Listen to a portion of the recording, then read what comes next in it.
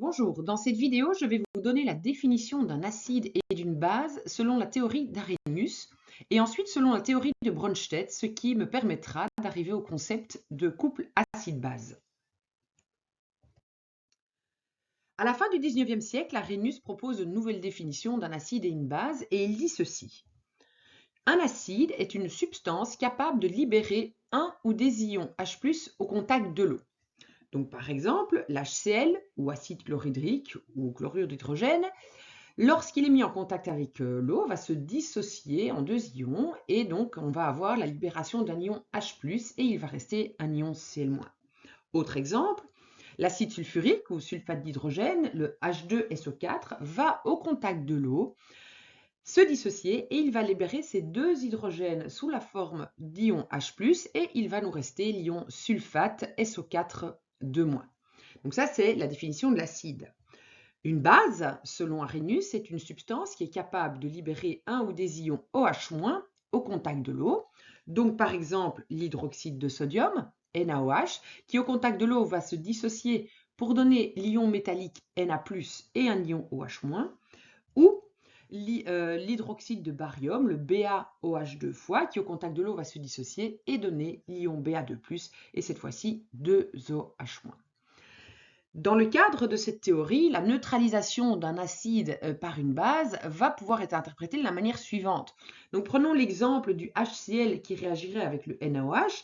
Nous avons l'HCl en solution dans l'eau, donc qui est sous forme ionisée H+ et Cl-, et le NaOH également sous forme ionisée dans l'eau, Na+ et OH-. Si nous mélangeons ces deux solutions, eh bien nous avons ces quatre ions qui se retrouvent dans la même solution. Et que va-t-il se passer? Eh bien, l'ion H+, qui provient de l'acide ici, va réagir avec l'ion H- pour donner une molécule d'eau. Et nous voyons donc que l'ion Cl- n'intervient pas, on appelle ça donc un ion spectateur, un ion qui se retrouve avant et après la réaction est un ion qui ne participe pas à la réaction, il est là simplement pour regarder, d'où le nom ion spectateur, de même que l'ion Na+.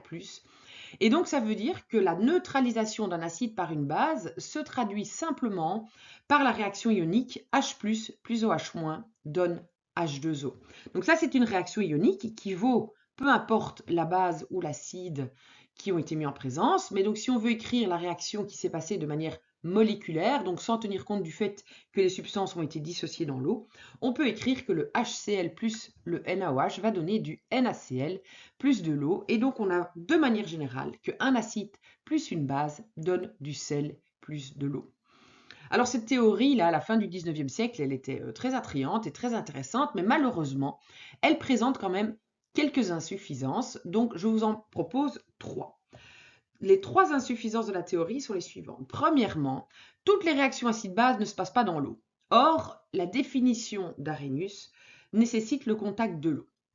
Deuxième insuffisance, c'est qu'il existe des substances qui vont en fait donner des solutions basiques, donc à caractère basique, et pourtant ces substances ne contiennent pas de groupement OH. Donc difficile à ce moment-là de coller à la définition de la base si la substance n'est pas capable de donner un ion OH-.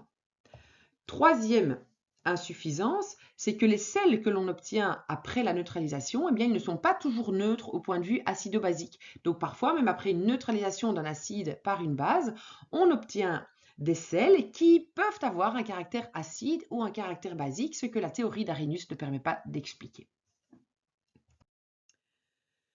Pour pallier aux insuffisances de la théorie d'Arrhenius, eh bien, Bronsted propose dans les années 1920 une nouvelle théorie. Dans cette théorie, il dit qu'un acide est une espèce chimique capable de libérer un proton H+. Alors ici, je dis un proton H+, au lieu d'un ion H+, mais simplement, c'est la même chose, hein. Rappelez-vous simplement la composition d'un atome d'hydrogène. Vous avez un noyau avec un proton et un électron qui tourne autour. Et donc, si cet atome d'hydrogène perd son électron, il ne reste qu'un noyau contenant un proton. Et donc, l'ion H+, est en fait simplement un proton H+. Donc cet acide qui est capable de libérer un proton H+, de manière générale, on va l'écrire sous la forme HA et on va pouvoir écrire que HA donne H+, plus A-. Et donc ça, de manière générale, pour tous les acides de Bronsted. Une base, au contraire, est une espèce chimique qui est capable de capturer un proton H+. Et donc, une espèce qui va capturer un proton H+, on va la surnommer B pour base. Et la réaction qui va se passer, c'est B plus H+, donne une substance qui sera donc HB+. Donc vous voyez là les différences avec la théorie d'Arrhenius, c'est premièrement que Brønsted ne mentionne plus la nécessité d'être dans l'eau, et deuxièmement, donc la définition de la base est totalement différente. Il n'est plus question de libérer des OH-, mais de capter des H+. Alors je reviens à la première équation que j'ai écrite là, donc HA donne H+, plus A-. Le HA est bien un acide, puisque lorsqu'on lit la réaction, on voit que cette substance libère un H+, mais si on considère la réaction comme étant une réaction réversible, ça, c'est pas trop difficile à imaginer, puisque de l'autre côté, à droite de la flèche, on a un ion positif et un ion négatif.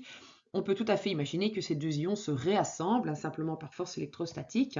Et donc, je peux considérer cette réaction comme une réaction réversible. Alors, si je la lis dans l'autre sens, c'est-à-dire que je la lis de droite à gauche, qu'est-ce que je vois? Je vois un ion A- qui va capter un H+, pour donner HA. Et capter un H+, c'est la définition d'une base. Autrement dit, le A- peut être considéré comme une base et on va l'appeler la base conjuguée de l'acide HA. De même, dans ma deuxième équation, si je la lis de gauche à droite, j'ai bien ma substance B qui est une base puisqu'elle capte un H+.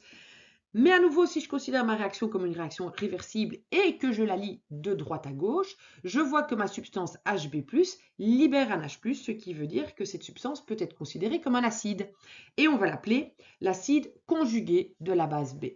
Ce qui signifie que chaque acide a une base conjuguée, chaque base a un acide conjugué, et ça nous mène au concept du couple acide-base, qui sera donc formé d'un acide et de sa base conjuguée. Et ce couple acide-base peut être de la forme HA-, donc comme dans la première réaction, mais peut aussi être de la forme Hb plus B, comme dans la deuxième réaction.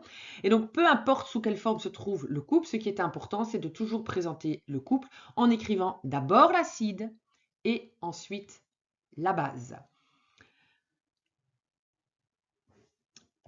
Si nous regardons maintenant la réaction acide-base dans le cadre de cette théorie, eh bien, une réaction acide-base pourra toujours s'écrire de la manière suivante. Nous allons faire réagir un acide plus une base et ça va donner Hb+, plus A-. Alors pourquoi? Eh bien, simplement parce que mon acide HA, que je vais appeler acide 1, va se comporter comme un acide et va donc devenir sa base conjuguée que j'appelle base 1, et cette transformation se fait par la perte d'un H+, et donc c'est bien le comportement d'un acide. B de son côté, je vais l'appeler base 2, puisque j'ai déjà une base 1 dans ma réaction. Cette base 2 va se comporter comme une base, c'est-à-dire qu'elle va capter un H+. Oui, elle va capter le H+, qui a été libéré par HA, et il va devenir son acide conjugué Hb+, par la capture de ce proton. Ce qui veut dire que dans une réaction acide-base selon Brønsted, vous avez toujours l'intervention de deux couple acide-base.